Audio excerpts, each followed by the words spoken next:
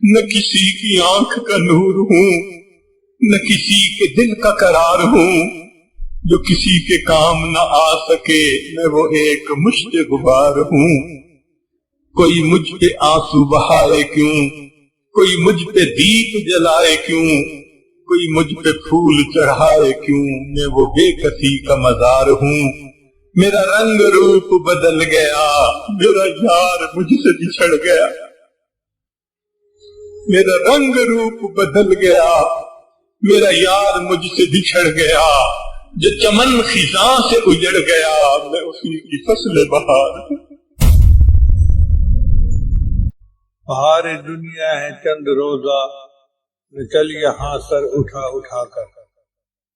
بہار دنیا ہے چند روزہ، نہ چل یہاں سر اٹھا اٹھا کر۔ خدا نے خود ہی مٹا دیے ہیں ہزاروں نقشے بنا بنا۔ میں ایک زمانے میں کام کرتا تھا، انجینئر تھا، چیف انجینئر تھا، بلکہ جنرل مینیجر تھا۔ 35 فیکٹریاں میرے انڈر تھی، اور اتنا میرا تجربہ تھا کہ مجھے مالک بھیجتا تھا جہاں کہیں کوئی خرابی آ جاتی کہ ٹھیک کر کے آئے۔ اور اس زمانے میں میری کنسلٹیشن فی ایک دن کا 1 لاکھ روپیہ تھی۔ یہ آج سے 25-30 سال پہلے کی بات ہے، یعنی ڈالر کا ریٹ تھا 18 روپے کا ڈالر۔ اب آپ سوچیں کہ 18 روپے کا ڈالر تھا اور مجھے ایک دن کا 1 لاکھ روپے ملتا تھا۔ ایک شوگر مل میں خرابی آئی، انہوں نے میرے مالک کو فون کیا، چیئرمین کو، کہ جی اپنے انجینئر کو بھیج دیں۔ میں 7 دن کے لیے گیا اور 7 دن وہاں کام کیا اور 7 لاکھ روپے لے کے آیا۔ ایسی میری جاب تھی۔ پورے شہر میں سب سے زیادہ ٹیکس میں دیتا تھا، 65% ٹیکس کٹواتا تھا۔ 18 سال پورے شہر کا سب سے بڑا ٹیکس پیئر میں رہا۔ اتنی اعلیٰ نوکری تھی، لیکن میں نے نیت کی ہوئی تھی کہ جب میری عمر 40 سال ہو جائے گی تو میں دنیا کی نوکری چھوڑ دوں گا اور میں پھر اپنا پورا زندگی کا وقت دین کے لیے گزاروں۔ تو الحمدللہ میں نے پھر دین کے لیے وقت دینا شروع کر دیا۔ جس مالک کو چھوڑا تھا میں نے، اس نے آج تک اپنی فہرست میں میرا نام لکھا ہوا ہے۔ میں نے اس سے ایک دفعہ فون پہ پوچھا کہ اب تو 25 سال ہو گئے میں کبھی آیا ہی نہیں اور آپ نے میرا نام فہرست میں رکھا ہوا ہے۔ کہتے جی ہم نے آپ کو نہیں چھوڑنا، آپ نے ہمیں چھوڑنا ہے۔ کوئی مالک دیکھا ہے جو اپنے انجینئر کا 25 سال انتظار کرے؟ الحمدللہ سبحان اللہ، ایسی میری جاب تھی۔ اچھا، پچھلے دنوں ایک عجیب بات ہوئی۔ ایک میرا پرانا دوست تھا خلی، وہ ملنے کے لیے آ گیا۔ اب اس کی بیوی میری بیوی کو ملی تو اس نے ان کو واقعات سنائے کہ آپ کے ہسبینڈ تو اتنے بڑے انجینئر تھے اور میرے خاوند کلاس فیلو بھی تھے اور ان کے شاگرد بھی تھے۔ وہ کہنے لگی کہ ہمارا تو یہ حال ہے، ہم جہاں انٹرویو دینے جاتے ہیں نا تو میرا ہسبینڈ ان کو بتاتا ہے کہ میں تو حافظ صاحب کا شاگرد، وہ جوانی میں مجھے لڑکا سا تھا، حافظ صاحب مجھے لوگ کہتے تھے، تو میں تو حافظ صاحب کا شاگرد ہوں، تو 10,000 روپیہ اس کی تنخواہ ویسے ہی بڑھ جاتی ہے۔ کہ جی اچھا، آپ ان کے اگر شاگرد ہیں نا، اس کا مطلب ہے آپ محنتی ہوں گے، دیانتدار ہوں گے، قابل ہوں گے، تو ان کی تنخواہ 10,000 روپیہ ویسے ہی بڑھ جاتی ہے۔ اس نے عجیب و غریب باتیں سنائی کہ آپ کے خاوند کی تو اتنی اچھی جاب تھی، یہ تھی وہ تھی، اتنا اس زمانے میں یہ کماتے تھے، ایک مہینے ایک دن کا 1 لاکھ، تو اگر آج ان کی جاب ہوتی تو پتہ نہیں تیرے تیرے خاوند تو کہاں ہوتے۔ خیر، عورتیں تھی، آپس میں باتیں کرتی رہیں۔ جب مہمان چلے گئے تو بیوی سے میری ملاقات ہوئی، تو بیویاں بیوی ہوتی ہیں، مجھ سے پوچھنے لگی کہ مجھے آج ڈیٹیل کا پتہ چلا، آپ نے مجھے کوئی بتائی نہیں کہ آپ کی اتنی اچھی جاب تھی اور آپ کو اتنا 1 مہینے کی تنخواہ ملتی تھی۔ تو میں نے کہا کہ کیا اللہ نے اب مجھے کاریں بہاریں نہیں دی ہوئی؟ کہنے لگی ہاں دیا ہو تو اللہ نے سب کچھ ہے۔ میں نے کہا پھر پریشانی کس بات کی؟ کہنے لگا بس میں یہ سوچ رہی ہوں کہ آپ کی جاب اگر اتنی اچھی تھی تو آپ کے دل میں کبھی نہیں آیا کہ میں جاب کر لیتا؟ میں نے کہا کہ 30 سال کے عرصے میں 1 سیکنڈ کے لیے بھی میرے دل میں کبھی یہ تمنا نہیں آئی کہ کاش میری جاب ہوتی۔ تو پھر وہ ذرا میرے اور قریب ہو گئی اور میرا ہاتھ پکڑ کے کہنے لگی آپ مجھے سچ سچ بتائیں نا، کبھی خیال ہی نہیں آیا؟ میں نے کہا واقعی میرے ذہن میں کبھی خیال نہیں آیا۔ کہنے لگی کیوں خیال نہیں آیا؟ میں نے کہا سچ بتاؤں کہ مجھے بڑے کی نوکری کر کے ایسا مزہ آ گیا ہے، اب چھوٹوں کو دل۔ میں نے اپنی زندگی میں دین کی کتابیں مدرسے کے علماء سے پڑھی ہیں، گو کہ مدرسے میں داخل ہو کر پڑھنے کا موقع نہیں ملا. اب اس کی لمبی تفصیل ہے. بچپن میں مجھے بھائی نے مدرسے میں حفظ کے لیے داخل کروایا، تو میں نے پہلے 6 پارے مدرسے میں 2 مہینے کے اندر حفظ کر لیے. ذہین تھا، شوق بھی تھا. قاری صاحب میرے اوپر بڑے مہربان تھے، تو گرمی کی 2 مہینے کی چھٹیوں میں نے 6 پارے یاد کر لیے. جب چھٹیاں ختم ہوئی تو بھائی نے کہا کہ اسکول چلو. میں نے ضد کی کہ نہیں، میں تو مدرسے میں پڑھوں گا. اس نے کہا نہیں، اسکول پڑھنا چھوڑنا نہیں ہے. وہ اسکول میں ٹیچر تھے، مجھے زبردستی اسکول لے گئے. واپس آیا تو میں امی کے سامنے خوب رویا، اور میں نے کہا امی میں نے اسکول نہیں جانا، میں نے تو مدرسے میں پڑھنا ہے. امی نے بھائی سے بات کی. بھائی نے کہا کہ نہیں نہیں، اسکول اس کو پڑھانا ہے، اگر یہ مدرسے کی پڑھائی کرنا چاہتا ہے تو شام کو پڑھ لیا کرے. میں نے پوچھا کہ شام کو کیسے پڑھ سکتا ہوں؟ ان کا کہ استاد کا بندوبست میں کر دوں گا اور تم شام کو پڑھ لیا کرنا. تو ہمارے شہر میں ایک مفتی تھے، مفتی ولی اللہ صاحب،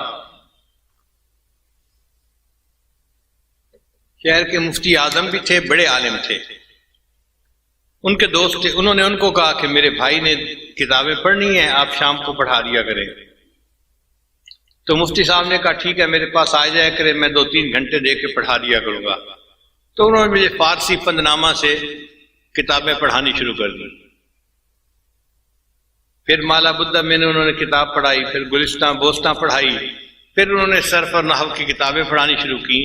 شرح میات عامل تک میں نے ساری کتابیں ان مفتی صاحب سے پڑھی. اتنے میں میرا داخلہ اب آگے ہو گیا.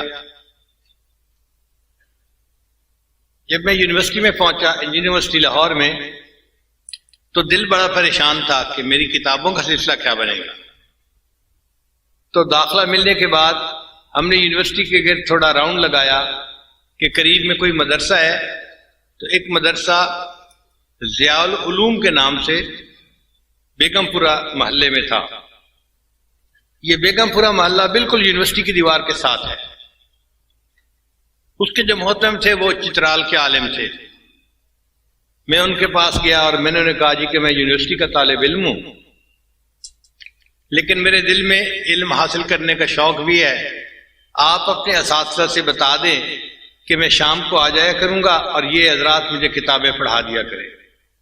وہ بڑے خوش ہو گئے کہ یونیورسٹی میں انجینئر بننے والا طالب علم پڑھنے کے لیے مدرسے میں آئے گا. انہوں نے بڑی شفقت کی. چنانچہ ان کے مفتی حضرات اور دوسرے استاد حضرات نے مجھے کتابیں سبکن پڑھانی شروع کر دی. یہ کتابیں میں نے ان سے پڑھی اور پڑھتا رہا. اسی دوران میرے شیخ تھے سید زوار حسین شاہ رحمۃ اللہ علیہ، کراچی میں تھے. ان سے میں نے پوچھا کہ اگر مجھے کوئی مسئلہ پوچھنا ہو تو کن سے پوچھنا پڑے گا؟ انہوں نے مجھے فرمایا کہ جامعہ اشرفیہ میں ایک مفتی صاحب ہیں، ان کا نام ہے مفتی جمیل احمد تھانوی رحمۃ اللہ علیہ، آپ ان کے پاس چلے جایا کریں. میں ایک دن سائیکل چلا کے یونیورسٹی سے جامعہ اشرفیہ آیا. اس وقت بالکل پتلا دبلا لڑکا سا لگتا تھا. تو میں مفتی صاحب کے پاس گیا. مفتی صاحب ذرا مصروف تھے، مجھے دیکھ کے کہنے لگے کیسے آئے ہو؟ میں نے کہا جی مجھے میرے شیخ نے حکم دیا ہے تو میں اپنے مسائل پوچھنے کے لیے آپ سے آیا ہوں. جو پوچھنے ہے کام کی بات پوچھو، میرے وقت ضائع مت کرو. تو میں تھوڑا حیران تو ہوا کہ اس کا مطلب ہے مفتی صاحب بہت سخت آدمی ہیں، طبیعت کے آدمی ہیں، بڑا نظم و ضبط ہے، تو یہاں پر ٹائم زیادہ نہیں ملنا. پھر میں نے ان سے بیٹھ کے بات کی. میں نے کہا مفتی صاحب میں سنت کا شیدائی ہوں، یہ الفاظ تھے، میں سنت کا شیدائی ہوں اور میں چاہتا ہوں کہ میں ہر کام سنت کے مطابق کروں، مگر مجھے پتہ نہیں ہے کہ کیسے کرنا ہے. میں آپ کے پاس آیا ہوں، آپ مجھے بتاتے جائیں، میں ایسے عمل کرتا جاؤں گا. اس بات کو سن کے مفتی صاحب بہت خوش ہو گئے. چنانچہ میں نے ان سے کھانے کی سنتیں پوچھیں، پینے کی سنتیں پوچھیں، لباس کی سنتیں پوچھیں، سونے جاگنے کی سنتیں پوچھیں. حیرانی کی بات ہے کہ ہمیں اس بات چیت کرنے میں 2.5 گھنٹے لگ گئے. 2.5 گھنٹے کے بعد مفتی صاحب نے ٹائم دیکھا اور فرمانے لگے بھائی بہت زیادہ وقت ہو گیا، مگر آپ نے بات ہی ایسی چھیڑی کہ میں بات کرتا رہا، اچھا آپ کو میرے پاس آنے کی اجازت ہے، جس وقت آپ چاہیں آپ آ جایا کریں اور دارالفتاح میں بیٹھ جایا کریں، میں آپ کو دیکھ لیا کروں گا تو میں اپنے کام سے فارغ ہو کے آپ کو بلا لیا کروں گا۔ چنانچہ اس کے بعد میں مفتی صاحب کے پاس جاتا تھا اور نماز کے بارے میں، وضو کے بارے میں، طہارت کے بارے میں جو مسائل ہوتے تھے میں حضرت مفتی صاحب سے پوچھتا تھا۔ حضرت مفتی صاحب نے میرے اندر علماء دیوبند کی محبت بھری اور مجھے دیوبند علماء کا شیدا بنا دیا۔ ان کی اتباع سنت، ان کے تقوی کو دیکھ کے مجھے محسوس ہوا کہ واقعی یہ وہ علماء ہیں جو علماء ربانیین ہیں اور ان سے دین سیکھ کر اس کے مطابق زندگی گزارنی چاہیے۔ پھر اس کے بعد بخاری شریف پڑھنے کا جب ٹائم آیا تو ایک تھے مولانا محمد جعفر صاحب، وہ بخاری شریف کے حافظ بھی تھے، قرآن کے حافظ بھی تھے۔ ان سے میں نے بخاری شریف کو پڑھا۔ درمیان میں ایک دو مرتبہ مجھے خیال بھی آیا کہ وفاق المدارس کا امتحان مجھے دینا چاہیے۔ میں نے اپنے ایک استاد سے پوچھا، استاد جی کیا میں امتحان نہ دے دوں؟ تو اس زمانے میں وفاق کا ادارہ نیا نیا بنا تھا اور امتحان دینے کا اتنا رواج نہیں تھا۔ وہ جو استاد تھے انہوں نے خود بھی وفاق سے امتحان پاس نہیں کیا ہوا تھا، تو وہ کہنے لگے کہ تمہیں کاغذ کی ڈگری چاہیے یا علم چاہیے؟ میں نے کہا جی علم چاہیے۔ کہنے لگا ٹھیک ہے، علم پڑھ رہے ہو تو ہم نے کون سا اپنے استادوں سے ڈگریاں لی ہیں، ہم بھی استادوں سے پڑھ کے عالم بنی ہیں، تم بھی پڑھ جاؤ۔ تو اس طرح میں امتحان نہ دے سکا، ورنہ مجھے اتنا یقین تھا کہ میں یونیورسٹی میں فرسٹ آنے والا طالب علم تھا، اگر میں امتحان دیتا تو پاس ضرور ہو جاتا اور وفاق کا مستند عالم بھی کہلاتا، مگر اللہ کو جو منظور وہی ہو کے رہتے۔ تاہم دو ادارے ایسے ہیں کہ جنہوں نے مجھے عالم کی اعزازی ڈگری بھی جاری کی ہے، اس کو میں اپنے لیے سند سمجھتا ہوں اور اللہ کا احسان مانتا ہوں۔ ایک جہانیہ منڈی میں دارالعلوم ہے، جامع رحمانیہ اس کا نام ہے، وہاں کے محتمم ہر سال مجھے بخاری شریف کے افتتاح کے لیے یا اختتامی حدیث پڑھانے کے لیے بلایا کرتے تھے۔ ایک دن وہ مجھے کہنے لگے کہ حضرت آج آپ نے جلدی نہیں جانا بلکہ رکنا ہے۔ میں نے پوچھا کیوں؟ کہنے لگے اس لیے کہ ہم نے طلباء کی دستار بندی کروانی ہے اور آپ کی بھی دستار بندی ہونی ہے۔ میں نے محتمم صاحب سے پوچھا حضرت میری دستار بندی کس خوشی میں ہونی ہے؟ کہنے لگے کہ آپ نے جو دین کی خدمت کی ہے نا، اور آپ کے رشیا کے سفر کے حالات ہم نے سنے ہیں، تو ہمارے شورا نے فیصلہ کیا کہ ہم آپ کو اپنے مدرسے کی طرف سے اعزازی ڈگری جاری کریں۔ میں نے کہا حضرت یہ ٹھیک کیسے ہوگا کہ آپ مجھے اعزازی ڈگری؟ انہوں نے ایک رجسٹر اٹھایا، کہنے لگے دیکھو یہ حاضر رجسٹر ہے، میں نے سال کے شروع میں آپ کا نام طلباء کی فہرست میں لکھ دیا تھا اور پورا سال آپ دین کا کام کرتے رہے، میں آپ کی حاضری لگاتا رہا اور آپ باقاعدہ اس سال کے طلباء کی فہرست میں آپ کا نام شامل ہے، اب ہم آپ کو ڈگری دے سکتے ہیں۔ چنانچہ انہوں نے بھرے مجمع میں امامہ پوشی بھی کروائی اور مدرسے کی طرف سے اعزازی ڈگری بھی جاری کر دی۔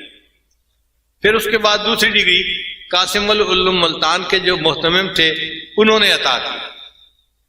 انہوں نے بھی یہی الفاظ کہے کہ آپ کی دینی خدمات کو ہم نے دیکھا ہے اور اللہ نے بہت لوگوں کی زندگیوں کو بدلا ہے، اب ہم چاہتے ہیں کہ مدرسے کی طرف سے آپ کو اعزازی ڈگری دیں۔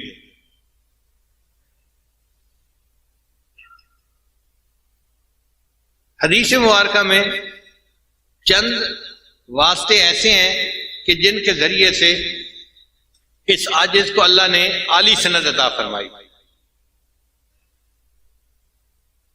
اب بات چلی پڑی ہے تو میں ذرا تفصیل بھی بتا دوں۔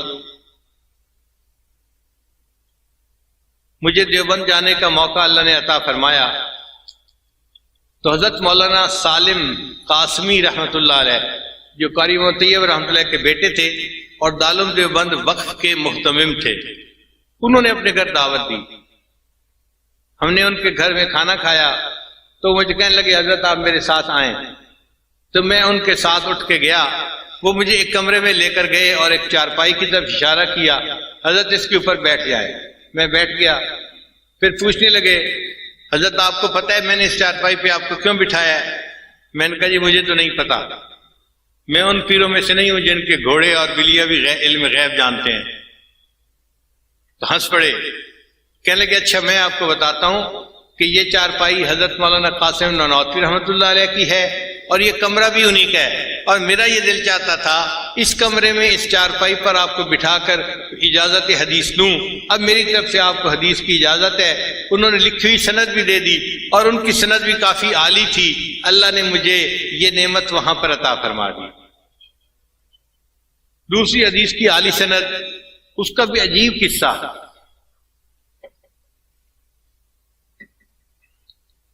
حرم میں حج کرنے کے بعد کچھ دنوں کے لیے ہم ٹھہرے ہوئے تھے، تو ایک دن عصر کی نماز میں نے حرم میں پڑھی تو میں نے دیکھا کہ ایک پتلے دبلے سے ہیں بڑے میاں، وہ بیٹھے اور ان کے گرد آ کر طلباء نے حلقہ بنا کر بیٹھنا شروع کر دیا۔ طلباء نے سرخ رومال باندھے ہوئے تھے، عربی طلباء جو ہوتے ہیں، اور ان کے ہاتھ میں کتابیں تھیں، اور جو حدیث کی کتابیں ہوتی ہیں نا وہ اپنے سائز سے ایک نظر سے پہچانی جاتی ہیں۔ سکولوں کالجوں کی کتابیں اور طرح کی ہوتی ہیں اور جو دینی کتابیں ہیں ان کا سائز اور طرح کا ہوتا ہے۔ تو جب میں نے دیکھا کہ یہ طلباء ان کے گرد بیٹھ رہے ہیں تو مجھے بھی دلچسپی ہوئی، تو میں ذرا آگے ہوا۔ اب ایک طالب علم نے پہلی حدیث مبارکہ کی بخاری شریف کی تلاوت کی تو ان بزرگوں نے سب کو اجازت دی۔ مجھے دل میں خیال آیا کہ جو بزرگ حرم میں بیٹھ کر حدیث کی اجازت دے رہے ہیں یہ کوئی عالی سند والے عالم ہوں گے۔ تو میں نے ان کے خادم سے کہا کہ حضرت کا تعارف کیا ہے؟ اس نے کہا جی حضرت کا نام ہے مولانا احمد علی، یہ انڈیا کے ہیں اور رہتے انگلینڈ میں ہیں، اور ان کی حدیث کی سند اتنی عالی ہے کہ پاکستان کے بڑے بڑے علماء ان کے پاس آ کر حدیث کی سند لیتے ہیں۔ میں نے کہا مثلاً؟ کہنے لگا مثلاً حضرت مفتی تقی عثمانی دامت برکاتہ۔ جب اس نے نام لیا تو میں نے سوچا کہ واقعی اگر ہمارے شیخ الاسلام دامت برکاتہم جیسے بڑے حضرات جو جبال العلم میں سے ہیں انہوں نے ان سے حدیث کی اجازت لی تو ان کی عالی سند ہوگی۔ تو میں نے اس سے کہا کہ بھائی کیا حضرت سے مجھے اجازت حدیث مل سکتی ہے؟ اس نے کہا آپ کا نام کیا ہے؟ میں نے کہا نام میرا ہے ذوالفقار احمد نقشبندی۔ اب یہ نام سن کے نا وہ بندہ تو اچھل پڑا اور وہیں بیٹھے بیٹھے حضرت حضرت حضرت اونچا اونچا کہنے لگا۔ حضرت نے فرمایا بھائی کیا ہوا؟ حضرت آپ نے میرے ذمہ لگایا ہوا تھا کہ اگر یہ بندہ مل جائے کہیں تو مجھے بتانا، میں نے ان سے ملاقات کرنی ہے۔ وہ صاحب ہی آئے بیٹھے ہیں۔ اب حضرت نے نام سنا تو وہ کھڑے ہو گئے تو میں بھی کھڑا ہو گیا، حضرت سے دوبارہ معانقہ کیا، ملاقات کی۔ تو میں نے عرض کیا کہ حضرت میں اس لیے آپ کے پاس حاضر ہوا ہوں کہ آپ مجھے حدیث کی اجازت دے دیں۔ وہ فرمانے لگے کہ میں جب گھر سے چلا تھا حج کے ارادے سے تو میں نے اس وقت یہ ارادہ کیا تھا اگر اس سفر میں کہیں میری آپ سے ملاقات ہو جائے گی تو میں آپ کے ساتھ مل کر توبہ کے کلمات پڑھوں گا، کیونکہ میں نے نیت پہلے کی ہوئی تھی، آپ نے تو آج کی ہے حدیث کی اجازت کی، پہلے آپ مجھے توبہ کے کلمات پڑھائیں پھر میں آپ کو حدیث کی اجازت دیتا ہوں۔ اللہ کی شان دیکھیے جی، ان کے حکم پر میں نے حرم میں بیٹھ کے وہیں ان کو توبہ کے کلمات پڑھائے اور پھر انہوں نے حدیث کی اجازت دی، اور ان کی حدیث کی اجازت جو ہے وہ حضرت مولانا فضل الرحمان گنج مراد آبادی رحمۃ اللہ کے واسطے سے واقعی باقی سب سے عالی بن جاتی ہے۔ ایک تیسری سند جو حدیث کی مجھے ملی وہ بھی عجیب۔ ہم لوگ ترکی گئے تو ہمیں کسی نے بتایا کہ یہاں پر ایک بڑے بزرگ گزرے ہیں علامہ زاہد الکوثری رحمۃ اللہ علیہ، جن کو امام اعظم ابو حنیفہ رحمۃ اللہ علیہ کا کہ دفاع کرنے کا اعزاز حاصل ہے۔ انہوں نے بڑی اعلیٰ کتابیں لکھی، عربوں نے بھی اس کی بڑی تعریف کی۔ تو ان کے ایک آخری شاگرد، ان کا نام ہے شیخ امین سراج رحمۃ اللہ علیہ، وہ ابھی زندہ ہیں، اور ان کو حکومت نے نادر ہستیوں میں شامل کر کے ان کے لیے خود ڈاکٹروں کی ٹیم ان کے ساتھ لگائی ہوئی ہے، ان کی صحت کا خیال رکھیں تاکہ یہ تاریخی ہستی بیمار نہ ہو جائے۔ وہ ابھی زندہ ہے، مگر وہ 5 نمازیں اپنے گھر کی مسجد میں پڑھتے ہیں، صرف جمعہ کی نماز کے لیے وہ آتے ہیں، اور جمعہ کی نماز کے لیے بھی مسجد کے ساتھ ایک شیشے کا کمرہ بنایا گیا ہے، وہاں وہ نماز پڑھتے ہیں۔ لوگ ان سے نہیں مل سکتے، وہ لوگوں سے نہیں مل سکتے، کیونکہ ملنے سے وائرس پھیلتا ہے، بیکٹیریا پھیلتا ہے، بیماریاں پھیلتی ہیں۔ اور یہ شخصیت چونکہ قومی شخصیت ہے اس لیے ان کی صحت کا خیال رکھنا ڈاکٹروں کی ذمہ داری ہے. وہ ڈاکٹروں کے ساتھ آتے ہیں، نماز پڑھ کے چلے جاتے ہیں. خیر ہم نے اللہ سے بڑی دعا مانگی، 2 دن نفل پڑھتے رہے صلاۃ الحاجت کے کہ یا اللہ ہمیں توفیق عطا فرما، ہم ان کی زیارت بھی کریں اور ان سے اجازت حدیث بھی لے لیں. مجھے ایک عالم نے بتایا وہ جلدی حدیث کی اجازت نہیں دیتے، وہ کہتے ہیں کہ 10-15 دن میرے ساتھ رہو اور درس میں بیٹھو پھر حدیث کی اجازت دوں گا. اب ہم پریشان کہ ہمارا تو سفر تھا 1-2 دن کے بعد، تو ہم 10-15 دن تو نہیں رہ سکتے. اگر انہوں نے یہ شرط لگا دی تو مشکل ہو جائے گی. بہرحال دعائیں مانگتے رہے اللہ کی شان کہ وہ جمعہ کے لیے مسجد میں تشریف لائے. ان کا ایک خادم تھا، وہ کمرے سے باہر نکلا تو میں نے اس سے بات کی. میں نے کہا کہ بھائی میں اس طرح پاکستان سے آیا ہوں اور یہ میرا نام ہے، اور آپ حضرت کو میرے سلام بھی دیں اور عرض کریں کہ اگر حدیث کی اجازت دے دیں تو ان کا میرے اوپر بڑا احسان ہوگا. خادم نے جا کر ان کو نام بتایا تو وہ فرمانے لگے کہ یہ نام تو میں نے پہلے سنا ہوا ہے، یہ پاکستان کے شیخ آئے ہیں تو اب میرا بھی دل چاہتا ہے کہ میں ان سے ملاقات کروں، ان کو اندر لے آؤ. لو جی ہمیں کمرے کے اندر جانے کا موقع مل گیا. جب کمرے کے دروازے پر میں پہنچا نا تو ڈاکٹر نے مجھے روک لیا. جی آپ پاکستان سے آئے ہوئے ہیں اور آپ کے ملک میں تو ہائیجینک کنڈیشن اچھی نہیں ہے، تو آپ تو ان سے نہیں مل سکتے.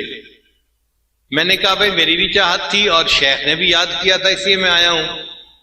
ان کا نہیں، آپ کو ہم اس کمرے میں نہیں آنے دیتے. پھر اس نے دوسرے ڈاکٹروں کو کہا جی یہ پاکستان سے آئے ہیں، ان کو اس کمرے میں داخل نہیں ہونے دے سکتے. تو اور ڈاکٹر بھی آگے قریب آ گئے. اب جانا مشکل اندر. تو شیخ امین سراج نے دیکھا تو انہوں نے عربی زبان میں ان سے بات کی کہ تم اس بندے کو کیوں روکے ہوئے ہو. ان کا جی آپ قومی ورثہ ہیں اور آپ کی جان کی حفاظت ہماری ذمہ داری ہے. آپ کوئی عام آدمی نہیں ہے اور یہ پاکستان پسماندہ ملک سے آئے ہیں اور ان کے ذریعے سے آپ کو بیماری لگ سکتی ہے. تو شیخ نے انہیں فرمایا بھئی اگر ان کے ذریعے سے مجھے بیماری لگ سکتی ہے نا تو میں کل کی بجائے آج مرنے کو تیار ہوں، مجھے ان سے ملاقات کرنے دو. الحمدللہ کہ پھر شیخ سراج آگے تشریف لائے دروازے پر، وہیں پر انہوں نے معانقہ فرمایا اور حدیث کی اجازت دی، اور ان کی حدیث کی اجازت کی سند بھی بہت عالی ہے. یہ 3 سندیں تھیں جو الحمدللہ بہت عالی تھیں اور اللہ نے اپنی رحمت سے عطا فرما دی. ایک اور سند جو ہمیں اس دفعہ ملی، چند دن پہلے ہمیں سمرقند بخارا جانے کا موقع ملا. پوری دنیا کے مختلف ملکوں سے مشائخ آئے ہوئے تھے. تو مجھے کمرے میں ایک صاحب کہنے لگے کہ حضرت شام کے ایک عالم آئے ہیں، سید ہیں، اور ان کی حدیث کی نسبت بڑی عالی ہے، اور بخارا کے علماء ان کے کمرے میں جا رہے ہیں ان سے حدیث کی نسبت لینے کے لیے. تو میں نے کہا کہ بھائی اگر بخارا کے علماء حدیث کی نسبت لینے کے لیے جا رہے ہیں تو مجھے بھی لے جاؤ ان کے کمرے میں.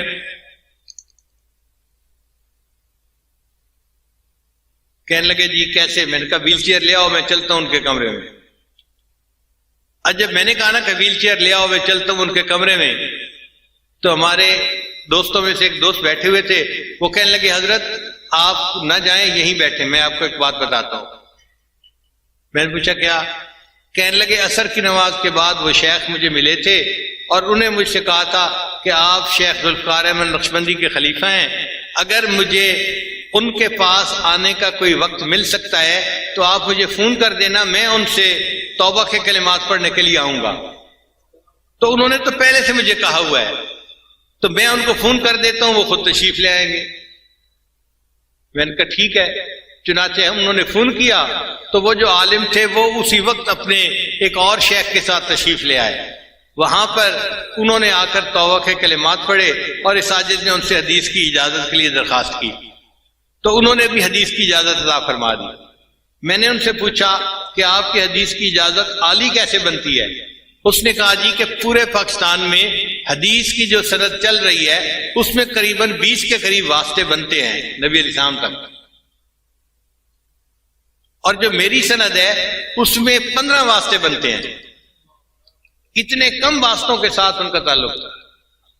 تو ہم نے پوچھا کہ آپ کی سند کیسے ہے؟ پھر انہوں نے تفصیل بتائی کہ میری سند جو تھی وہ علامہ شامی ابن عابدین رحمۃ اللہ علیہ کے واسطے سے نبی علیہ السلام تک پہنچتی ہے، اور اس وقت پوری دنیا میں حدیث کی اجازت کی یہ سب سے چھوٹی سند ہے، اس کے سوا اور کوئی سند نہیں ہے۔ پھر انہوں نے چھپی کتاب بھی ہمیں دکھائی۔ انہوں نے حدیث کی سند حاصل کی تھی علامہ عبداللطیف فرفور سے۔ یہ فرفور وہ بزرگ ہے کہ جنہوں نے علامہ شامی رحمۃ اللہ کی کتاب کے اوپر حاشیہ لکھا ہے اور اس کی تفصیل لکھی ہے۔ عجیب انہوں نے کام کیا ہے۔ وہ کہنے لگے کہ میرے شیخ کو کسی ملک میں وفات ہوئی تو سرد خانے کے اندر رکھ دیا گیا، پھر ایک ہفتے کے بعد ان کی لاش شام میں لائی گئی، ہم نے ان کو غسل دیا، اور جب ان کا جنازہ تیار کر کے رکھا تو وفات کے ایک ہفتے کے بعد بھی ان کی گردن کی رگ ہمیں پھڑکتی ہوئی نظر آ رہی تھی۔ ایسے بزرگ تھے۔ تو علامہ ابن عابدین رحمۃ اللہ علیہ کی جو یہ سند تھی یہ واقعی ایک عالی سند، ہم نے بعد میں پھر اس کی تحقیق بھی کی اور باقی سندوں کے ساتھ اس کو ملایا بھی صحیح۔ تو اللہ تعالیٰ کی یہ رحمت ہے کہ یہ ایک بہت عالی سند علامہ شامی رحمۃ اللہ کے واسطے سے اس عاجز کو حاصل ہوئی۔ اب ان تمام اساتذہ سے اس عاجز نے حدیث کی اجازت لی، آپ کے سامنے اس کی وضاحت کر دی۔ اللہ تعالیٰ ہمیں دین کی خدمت کے لیے قبول فرمائے۔ جتنے علماء ہیں، طلباء ہیں، عالمات ہیں یا طالبات ہیں، ان سب کو اس عاجز کی طرف سے حدیث پاک پڑھنے کی اجازت ہے۔ جی شیخ ظفر صاحب فرما رہے ہیں کہ 6 پارے تو مدرسے میں کیے تھے تو حفظ کے باقی پارے رہتے تھے۔ وہ پھر یونیورسٹی کے دوران میں نے الحمدللہ حفظ کے کام کو مکمل کر لیا، تو اللہ تعالیٰ نے حفظ کے اور علم کے کام کو یوں مکمل کرنے کی توفیق عطا فرمائی۔ حافظ صاحب فرما رہے ہیں کہ اس وقت توبہ کے کلمات ہم سب پڑھیں گے تاکہ اللہ ہماری دعائیں قبول کر لے، تو نیت کر لیجئے ہم پچھلے تمام گناہوں سے سچی پکی توبہ کر رہے ہیں اور آئندہ نیکوکاری کی زندگی گزارنے کا دل میں ارادہ کر رہے ہیں۔ الحمدللہ وکفا وسلام علی عبادہ الذین اصطفیٰ، اما بعد۔ یہ کلمات سچے دل کے ساتھ پیچھے پیچھے پڑھیے۔ بسم اللہ الرحمن الرحیم، لا الہ الا اللہ محمد الرسول اللہ، آمنت باللہ وملائکتہ وکتبہ ورسلہ والیوم الآخر والقدر خیرہ وشرہ من اللہ تعالی والبعث بعد الموت۔ آمنت باللہ کما ہوا باسمائہ وصفاتہ وقبلت جمیع احکامہ اقرار باللسان وتصدیق بالقلب۔ اشہد ان لا الہ الا اللہ واشہد ان محمدً عبدہ ورسولہ۔ استغفر اللہ ربی من کل ذنب واتوب الیہ برحمتک یا ارحم الراحمین۔ ان کلمات کو پڑھنے سے ہم تو بتائے بھا چکے ہیں، چند معمولات ہیں جن کو باقاعدگی سے کریں گے تو اللہ تعالیٰ دل کو منور کریں گے۔ پہلا عمل 100 مرتبہ استغفار صبح شام پڑھنا، دوسرا عمل 100 مرتبہ درود شریف صبح شام پڑھنا، تیسرا عمل قرآن مجید کی تلاوت روزانہ کرنا، چوتھا عمل چلتے پھرتے ہر وقت دل میں اللہ کو یاد کرنا، اور پانچواں عمل صبح شام 10-15 منٹ کے لیے مراقبہ کرنا۔ مراقبے کا طریقہ بہت آسان ہے، اللہ کی طرف لو لگا کے آنکھیں بند کر کے آپ بیٹھ جایا کریں اور یہ محسوس کیا کریں کہ اللہ کی رحمت آ رہی ہے، دل میں سما رہی ہے، ظلمت اور سیاہی دور ہو رہی ہے، اور ہمارا دل اللہ اللہ اللہ